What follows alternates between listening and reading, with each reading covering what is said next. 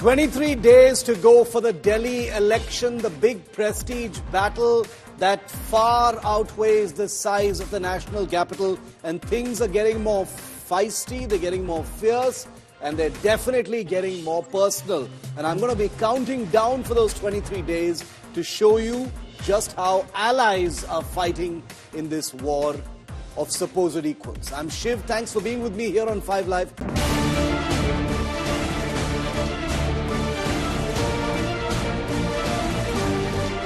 Delhi battle becomes multi-front war.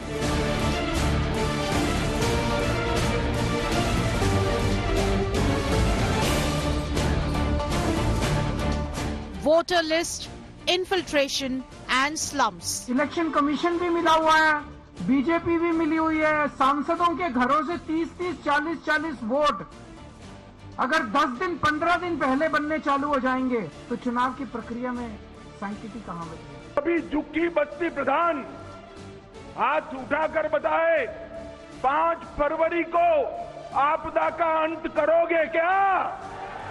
अरे जोर से बोलो, करोगे? High Court wraps up over CAG reports.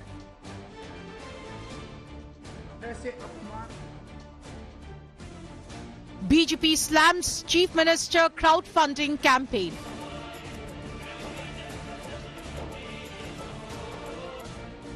AAP and BJP at daggers drawn. Delhi dangle heats up.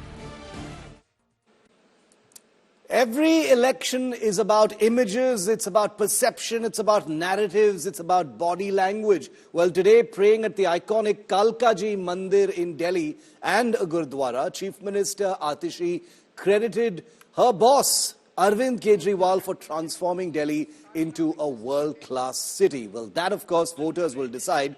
But despite her claims of good governance, the Aam Aadmi Party government is under fire from the Delhi High Court for delaying the tabling of an uncomfortable CAG report, a national audit report, which reportedly highlights the Aam Aadmi Party's involvement in the notorious Liquorgate scam and the amount of spending that has taken place at the Chief Minister's official residence. With the Delhi battle now heating up with only 23 days to go, charges and counter-charges are flying thick and fast. पहले कालका जी से विधायक और अब मुख्यमंत्री दिल्ली की कालका जी seat. Delhi Chief Minister Atishi led massive rally ahead of filing her nomination papers from Kalka Ji. Before praying at Kalka Ji Mandir and Gurdwara, crediting former Chief Minister Arvind Kejriwal for transforming Delhi into a world-class city.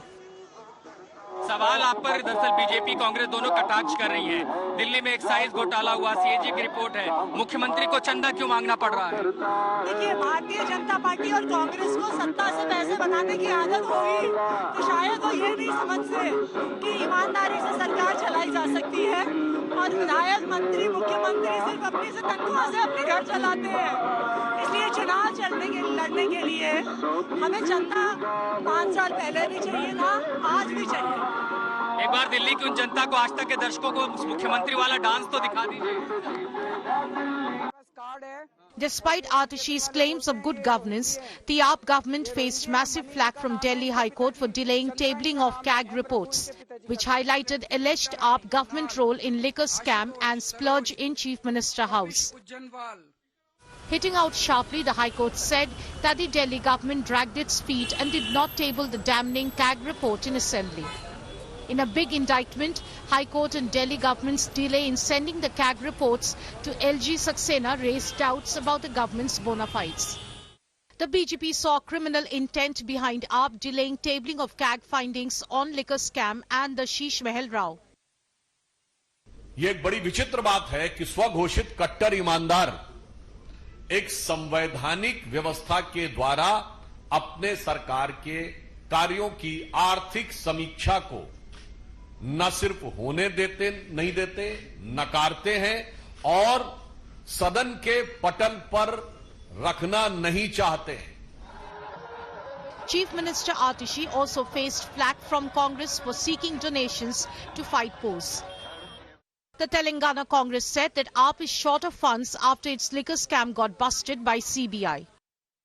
I want to remind her, our Telangana state MLC, the present MLC Kavita, the daughter of then Chief Minister Mr. KCR, she with the South Group has negotiated the liquor deal in Delhi, and it was very clear that even Aam Aadmi Party has involved in Goa politics during those elections time, which has fractured the mandate in Goa, and today BJP is ruling there because of Aam Aadmi Party's deal in the South Group. पहले तो ये खुद ही टोपी पहनते थे, अभी ये पूरे दिल्ली की जनता को, देश की जनता को टोपी पहना रहे हैं। इनके पास में बहुत पैसा है। अभी CAG की रिपोर्ट आई है, 2026 करोड़ का घोटाला किया, उसमें बहुत बड़ा पैसा इनके पास आया। वहां से पंजाब से बहुत बड़ा जो है अच्छी तादाद में इनके पास में पैसा आ रहा है। तो पैसे की कोई कमी नहीं है, केवल ये यहाँ की दिल्ली की जनता को और ज्यादा लूटना चाह रहे हैं। The Delhi battle is turning red hot over fiery charges and counters. With Ashutosh Mishra and Aishwarya Paliwal in Delhi, Bureau Report, India Today. The potentially damaging things that the Delhi High Court has said about the Aam Aadmi Party, and let me just summarize them for you here. The main thing that the High Court has said is that the Aam Aadmi Party government is dragging its feet, and this raises doubts about its bona fides. Second, the Aam Aadmi Party government should have promptly forwarded all 14 reports, including the ones that talk about expenditure on the Delhi Chief Minister's official residence, as well as the liquor gate issue, should have been forwarded in a timely manner, says the Delhi High Court. The Delhi government failed to comply with its own timeline, says the Delhi High Court. Do not use court for political gain. So the court isn't happy at all, as it has made these key pronouncements right in the middle of a big battle for the Delhi Assembly. Joining me live is Nalini Sharma, who tracks courts and the law for us. Nalini, there's a battle of narratives going on, lots of claims and counterclaims, allegations, etc., which are in the heat and dust of a political fight for the Delhi election. But from a legal perspective, how damaging is this, what the Delhi High Court has said? Well, Shiv, even the BJP MLAs who've approached the High Court seem to have done it very strategically in the build-up to the elections, where they've asked for this special session to be convened so that all of these reports can be tabled before the Delhi Assembly, and most importantly, so that the Delhi government can be made accountable for everything that these reports say. But at the same time, what the Delhi government has told the court is that it doesn't make sense to convene a special session now, considering the fact that the elections have already been called and the term of the government is ending in February, I beg your pardon.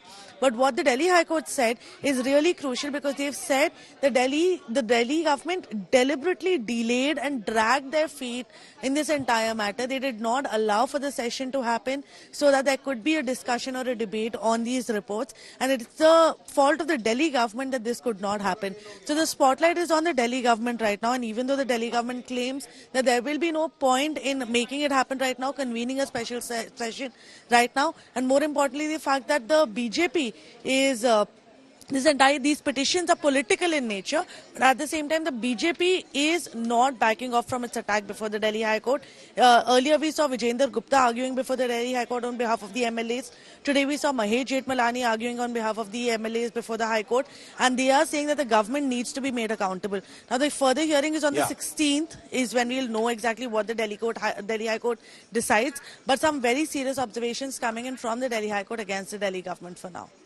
Absolutely. Thanks very much, Nalini, for putting that into perspective for us. Damaging, certainly, especially since it has happened strategically just 20-odd days before the election. But take a look at the big flashpoints. The fight over the national audit reports is one of them. But take a look at the series of big collisions between the two sides. There are actually three sides, but the Congress is hardly really making a splash in this election.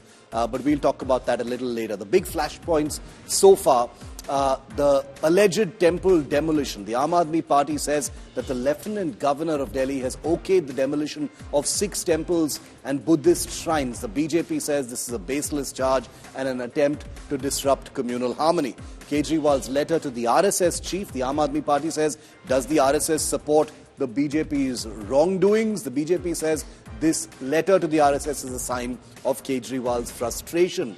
18,000 rupees a month for priests and granthis. The Aam Aadmi Party says it's respect for their cultural and spiritual contribution. The BJP, somewhat on the back foot on this issue, says Kejriwal is a Chunavi Hindu. He becomes a Hindu just during election time. Then there's the contentious issue of voter registration. The Aam Aadmi Party has alleged large-scale fraud in the voter list. The Aam Aadmi Party says the BJP is deleting Purvanchali and Dalit votes. The BJP says Sanjay Singh's voter list entries are inconsistent. Then there is the farmer issues, the ever-present farmer issues, that have been part of Delhi politics. The Aam Aadmi Party says Prime Minister should engage with Punjab farmers. The BJP says the Aam Aadmi Party is blocking central government schemes specifically intended for those very farmers. The law and order has become a pet issue in this election. Remember that the Delhi police is not under the Delhi government but under the Home Ministry of the central government, and therefore law and order is an issue that Arvind Kejriwal has taken up in a big way in order to make it about his government versus the centre. The AAP says Amit Shah is responsible for deteriorating law and order. The BJP says the Aam Aadmi Party is focusing on politics rather than on governance, constantly just pointing fingers, shifting blame and pushing the envelope. Cash for votes, the Aam Aadmi Party says Parvesh Verma has been caught distributing cash. The BJP says have only been helping people. That's what Parvesh Verma's explanation for that cash distribution was really. Then there is the simmering issue of freebies, which has been on for well over a year now, especially in the run-up to last year's Lok Sabha election. The Aam Aadmi Party says has promised 2,100 rupees per month for women and free healthcare for all senior citizens in Delhi. The BJP says these are fake promises made to fool the people of Delhi, but the BJP has also made a promise saying 2,500 rupees will be given to every Mahila in the city. So these are just a conservative list of the most aggressive flashpoints between the BJP and the Aam Aadmi Party. I once again call our viewers' attention to the fact that in none of these flashpoints is the Congress, even there, the Congress isn't really making a splash apart from a few things from the sidelines that have much more to do with the cracks in the India alliance than about really achieving something in this particular election. This heated war of words over illegal immigrants has now also added to this list of flashpoints. Listen. Election commission भी मिला हुआ है, BJP भी मिली हुई है, सांसदों के घरों से 30-30, 40-40 वोट अगर 10 दिन 15 दिन पहले बनने चालू हो जाएंगे और डीएम लोकल डीएम जो है पत्रकारों को उसकी जस्टिफिकेशन देगा तो चुनाव की प्रक्रिया में सैंक्टिटी कहां बच गई. Aadhaar update forms had the signature and seal of 2 Aam Aadmi Party MLAs. 10 individuals have confirmed during investigation that they went to the office of Mohinder Goel and in cahoots with the office staff of Mohinder Goel. हम कानून का सम्मान करते हैं, कोई भी कानूनी प्रक्रिया के तहत कोई नोटिस आएगा उसका जवाब. ये सब मनगढ़ंत कहानी है. चुनाव के अंदर पता लग रहा है कि 17 में 17 सीटें दिल्ली के अंदर आ रही हैं, इसलिए ये चुनावी स्टंट बनाया है. दिल्ली में रोहिंग्या और बांग्लादेशियों को न केवल बसाया जा रहा है बल्कि उनको वोटर लिस्ट में ऐड करा के दिल्ली की डेमोग्राफी चेंज करने की कोशिश भी की जा रही है. उसको आज हमने एक्सपोज किया है. And there's a direct face-off that has also erupted between Arvind Kejriwal and Home Minister Amit Shah after the AAP convener said the BJP has picked Ramesh Biduri as its Delhi chief ministerial face. Listen.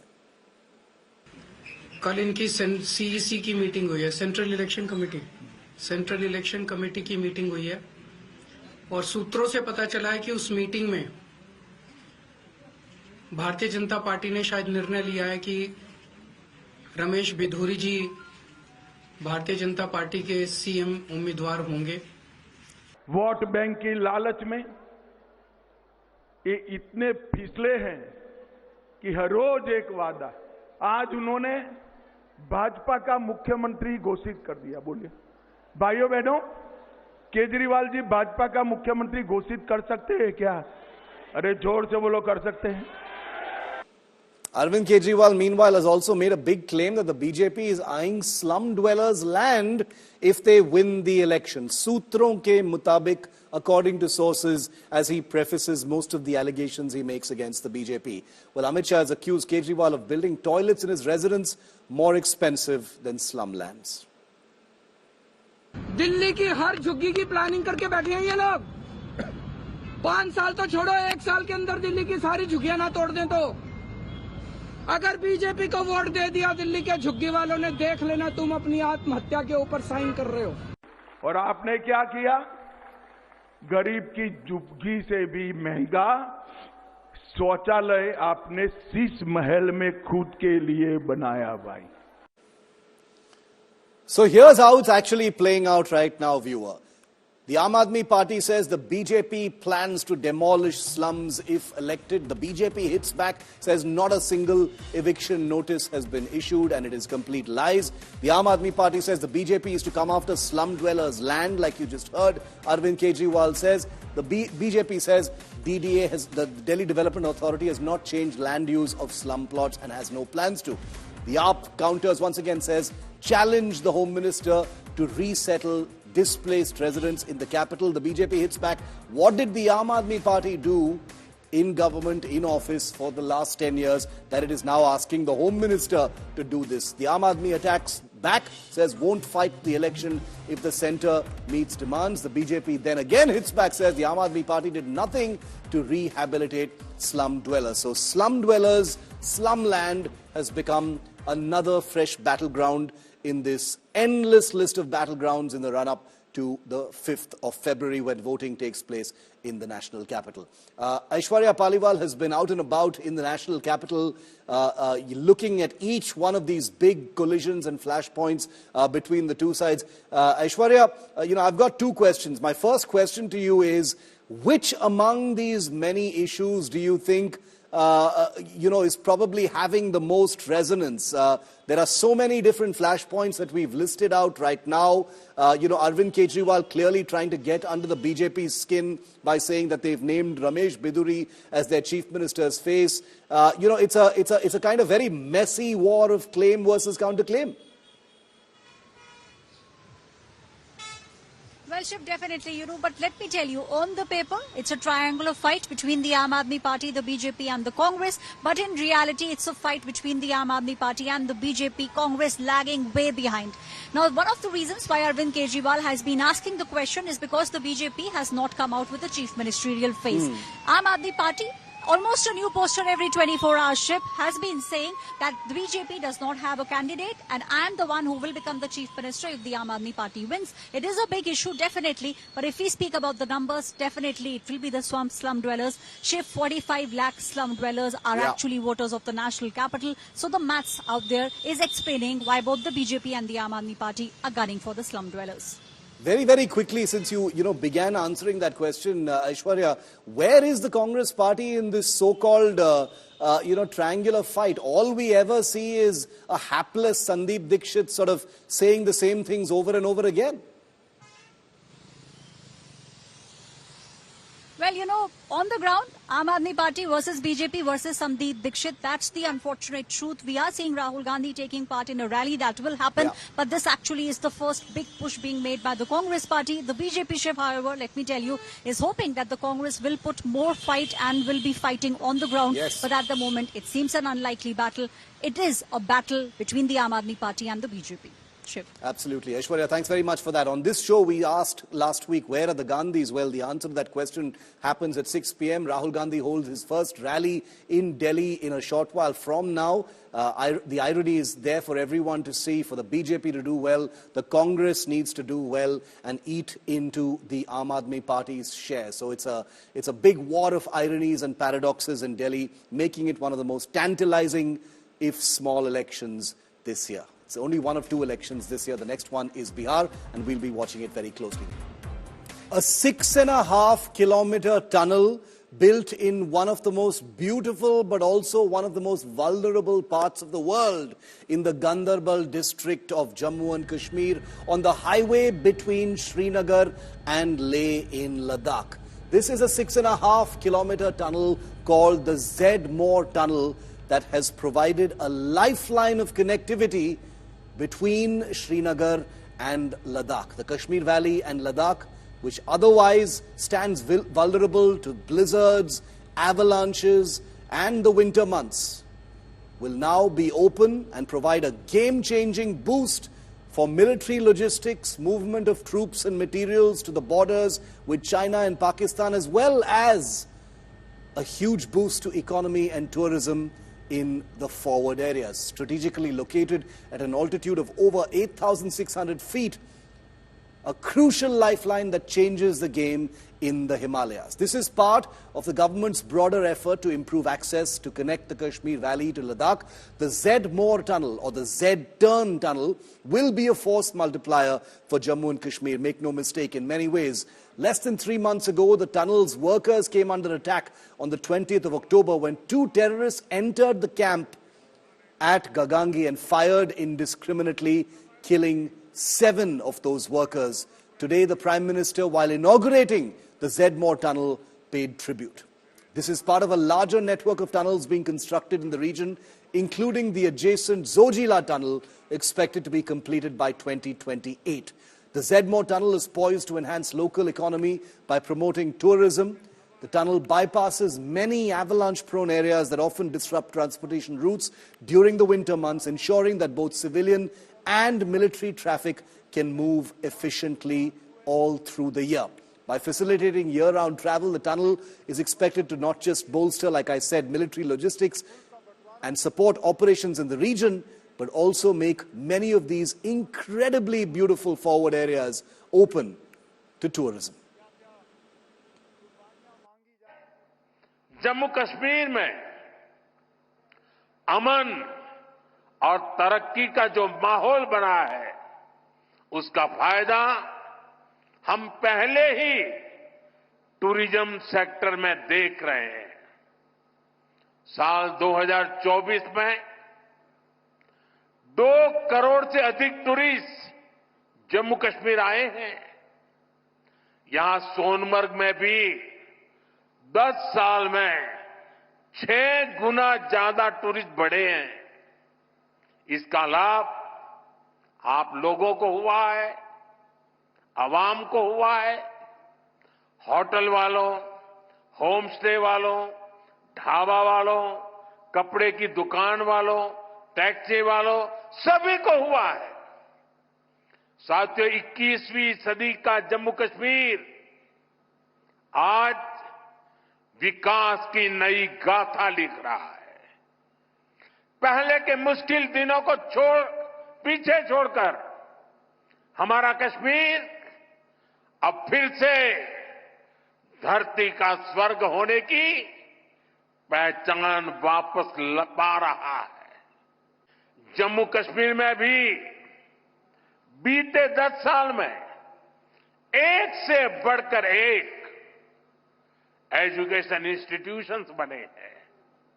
इसका बहुत बड़ा लाभ यहां के मेरे बेटे बेटियों, हमारे नौजवानों को हुआ है। साथियों, आज जम्मू कश्मीर से लेकर अरुणाचल प्रदेश तक आज आप देख रहे हैं कि कितनी शानदार रोड, कितनी टनल्स, कितने ब्रिज बन रहे हैं।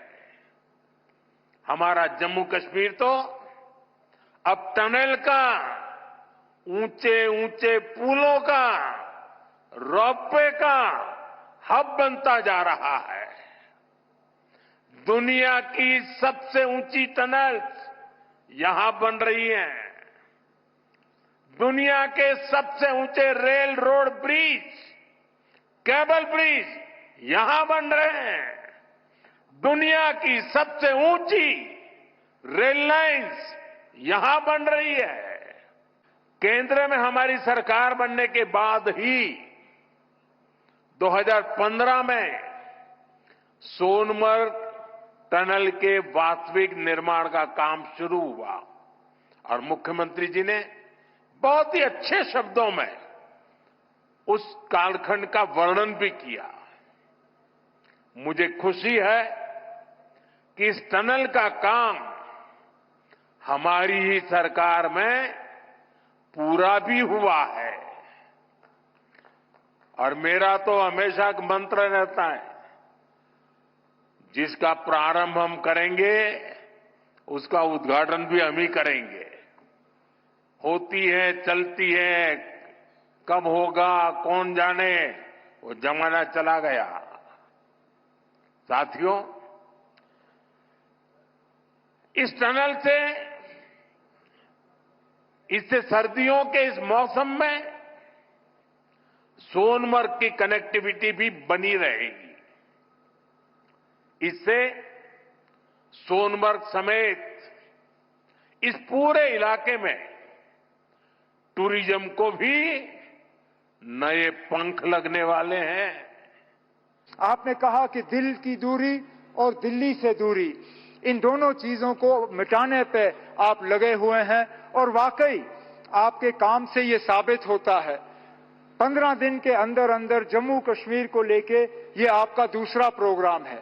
इससे पहले जम्मू को रेल डिवीजन से आपने नवाजा और उस प्रोग्राम में आपने शिरकत की और आज खुद आप सोनमर्ग आए हैं इस टनल का इफ्तिदा करने के लिए। ऐसे प्रोजेक्टों से न सिर्फ दिल की दूरी बल्कि दिल्ली से दूरी जो है वो कम हो जाती है। Well, Army Chief General Upendra Dwivedi, who held his annual press conference today ahead of Army Day on the 15th, also highlighted Jammu and Kashmir's move from terror to tourism, something that was highlighted by the Prime Minister as well today. Past year, 60% of terrorists eliminated were of Pakistan origin.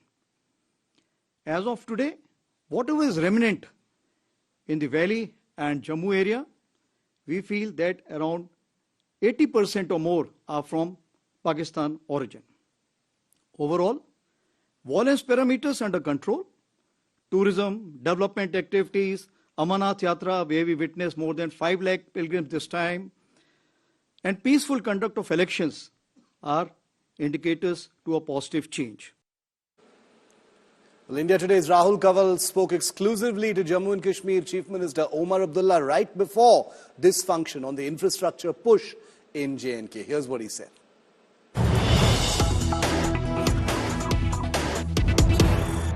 There are lots of big infrastructure projects that are being commissioned. The centre can claim that this is because of the abrogation of Article 370, that Kashmir has got this big infra leg up, which it wouldn't have got otherwise. Sure. As long as you can point out to me which of these infrastructure projects started after 5th August 2019. The fact is that all these large infra projects predate 5th August 2019 and the removal of Article 370. But they were also running late, like for example, the train has been running decades late. It's still running late. अब तो बन गई है। कभी ना कभी तो बनना ही था।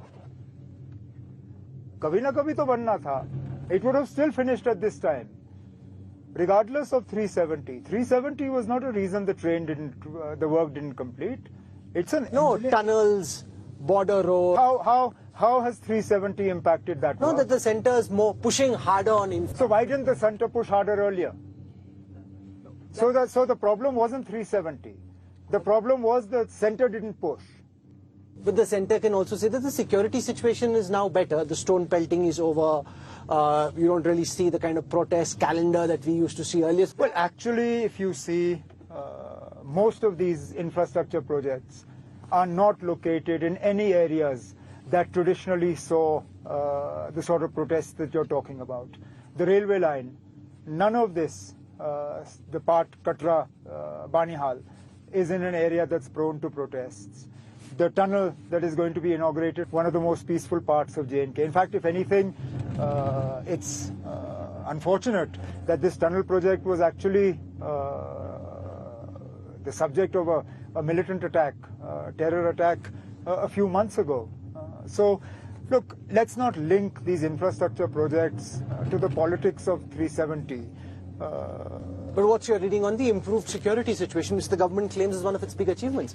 Stone pelting, terrorism, terrorists. Look, I've always said I'm willing to grant that you don't see as much, and we've had this conversation in earlier interviews as well. We don't see sort of the widespread or the troublesome stone pelting and protests that we've seen in the past in 16, 10, 2008, etc. But the fact is that the government has also come down on people with a very, very heavy hand.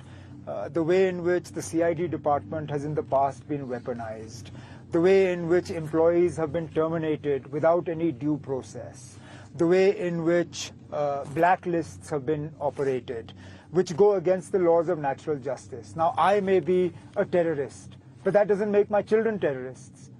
But we seem to treat everybody with an equal yardstick. If what we see on the ground in Jammu and Kashmir is as a result of a change of heart, I'm all for it.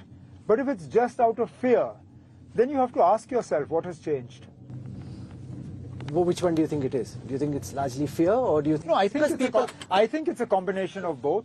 Because people are also happy with more... I'm going to say, if it was just fear, you wouldn't see the sort of turnout you do in elections. So it's not just fear, but there is a fear factor that has contributed to it as well. But Kashmir tourism is booming more than ever before. I mean, rates, you can compare, you can go to Bali, Vietnam, or... Yeah, well, that's one of our problems, how expensive flights are. The fact that hotels are earning well is a good thing.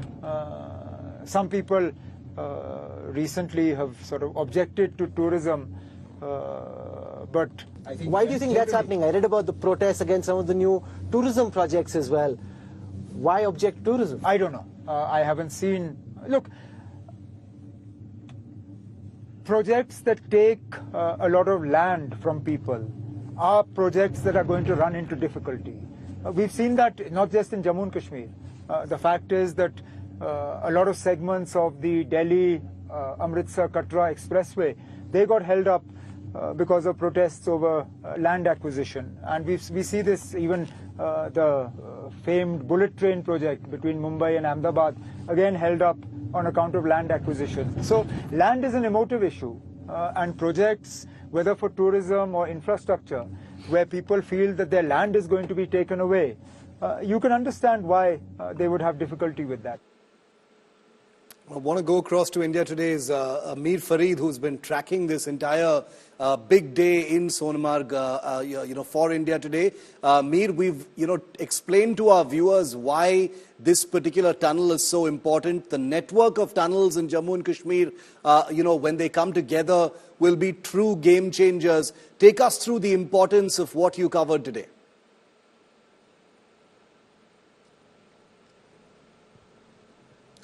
Well, Shiv, this is truly very significant for this particular area. And let me first focus on Sonmarg. Now, this is a top-notch tourist destination, but unfortunately, because of it remained cut off in winters, and that really hit the tourism industry, hoteliers, locals badly. And not only tourism, but locals who live in Sonmarg had to really move to Gund to ensure that they are not cut off.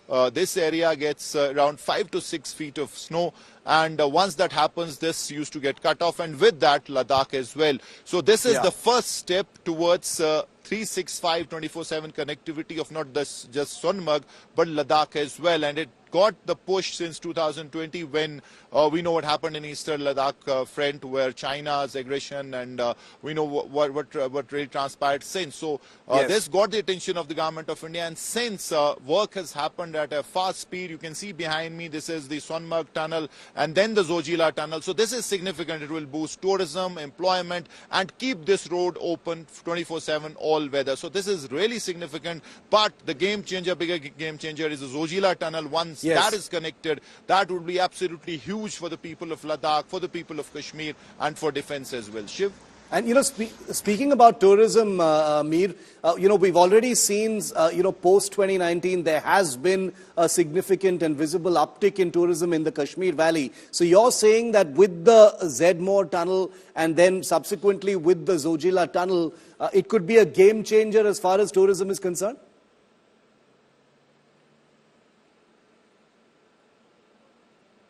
Absolutely, it is a game changer, and already we've seen that the people in Sonmarg, the hoteliers, they're trying to give this message out to the tourists that now this area is open throughout the year, so they can plan if they want to go to Gulmarg, Pahalgam. Sonmarg is equally beautiful. It is stunning. It's called the Meadow of Gold, and they can come to this place. So already this is selling, and in fact, Zojila, as I said, it's a 14-kilometer tunnel. You were here many a times. I'm sure you've gone to Ladakh. You know what Zojila top is like, slippery, and it snows every time, and that gets blocked, and it's a nightmare for the traveler. So this is going to be huge, any which way, tourism included. Shiv?